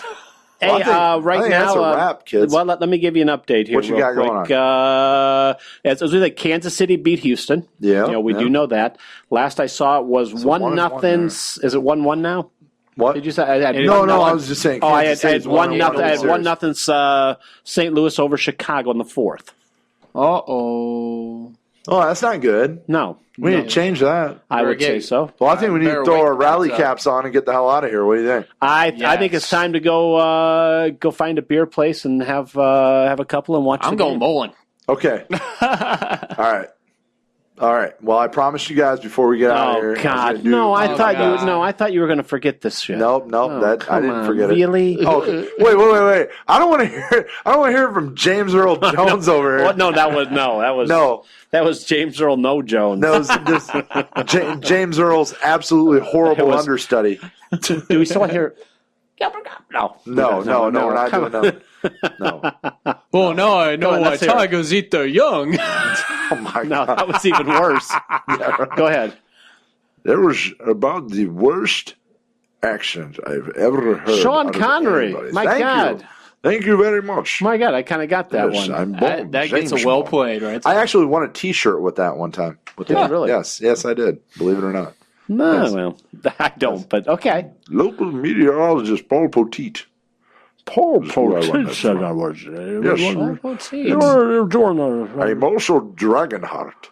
Dragonheart. Yes. I remember Dragonheart. I love to give Alex Trebek a hard time on Saturday Night Live. That's because Alex. And once upon a time, Steve. I think it's time to get out of here. Yeah, we got to end on a low note. Yeah, we got. Yeah, that was, and it doesn't get much lower. No. And Mr. Willis, I say, warrior up, baby. Yes, warrior up.